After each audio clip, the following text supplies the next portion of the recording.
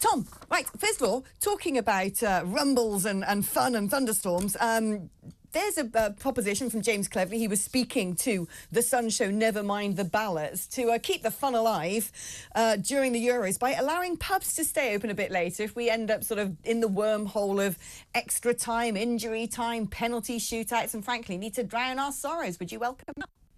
Of course, why not? You know what I mean? Summer, Euros, few beers in a beer garden, pair of shorts on, supporting your team. It's like fantastic.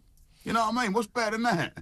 Keep the pub open as long as you can. I think, why don't we just do that when it's not the Euros? Why don't we just have them open forever? Never shut. 24-hour pubs. There you go. If I was queen for the day, that would be my proposition. Under Tony Blair. Gordon Brown abandoned it. They like alongside casinos. Yeah, I remember the super casinos. I don't remember 24-hour I think it wasn't quite 24. It was extended opening hours. I tell you what, I've got a pub on the end of my street in West London, which is one of those pubs. It's kind of quite nice, normal roast dinners, burgers, pints, and all the rest of it. And then when it's a football match, it's hullabaloo. They've got like armed guards surrounding the thing, so I'm not sure how much I actually want it to be open until the wee small hours.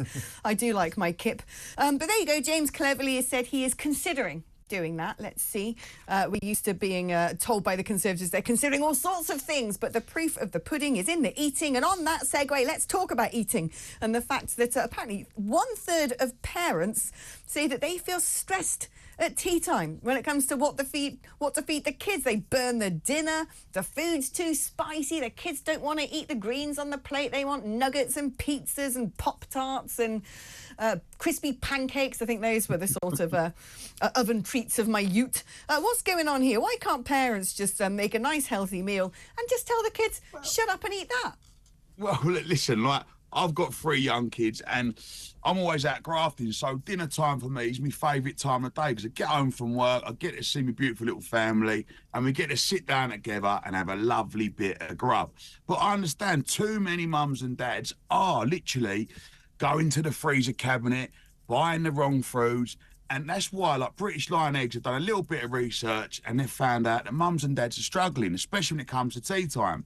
So what I've learned, and I am a pro now, yeah, is when we think of eggs, they ain't just for breakfast. You can have them for tea time as well. Like, there's so many different meals you can make. There's omelettes, you know. I like doing a tuna and egg with a bit of butter pasta. Sounds not nice, but it's different class.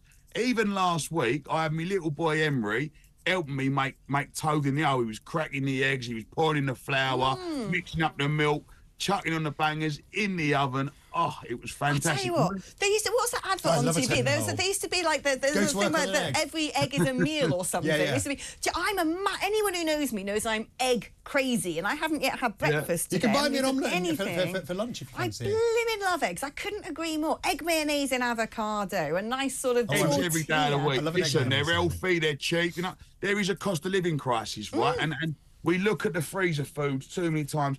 I promise you, like, so many people are getting out and not cooking fresh meals, but you can do it a lot cheaper. Go to your local market, buy your eggs, you know, buy your fresh fruit and veg, have your balanced meals. They haven't got to be looking fancy, but you can have a better meal for a lot less money if you just shop around and you just make a nice bit of grub. And throw an egg at the situation every time. You know, the thing about eggs, they've constantly, over the years, had some really bad press, haven't they? First of all, it's like, oh, you're going to get salmonella and all of that. Well, that was Edwina Curry's time, wasn't it? Yes, absolutely. Which is actually why the British Lion was introduced, wasn't it? That's it, yeah. And then people have been told that, oh, they're full of cholesterol, they're not good for you. They're very good for you. It's one of the most nutritious things you can get. And like you said, rightfully so, they're super affordable. And if you have a couple of eggs for breakfast, you can pretty much go all day without eating. Sadly, we didn't today. Next time, we're going to go to the canteen and have looking at you to remind me of an egg. Come down, Dino's cat for me. Have some eggs.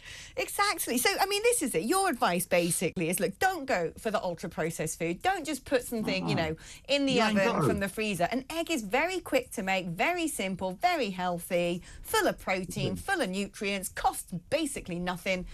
Can't really go wrong. Job done. Go and get your eggs. That's all you got to do. OK, if you had to rate your favourite format of egg, what would it be? I love a nice... So one of my favourite breakfasts is spicy Korean noodles with poached eggs on top and a little bit of chicken breast with loads of Tabasco sauce. and I love the poached eggs, and then they've got to be a nice little bit of runniness. So it's going to have to be the poached eggs for me. I love them like Poached that. eggs are pretty glorious, aren't they? Tom, thank you ever so much. It's been a delight speaking to you about one of my favourite subjects on earth. Would you like eggs. a political Love fact? eggs.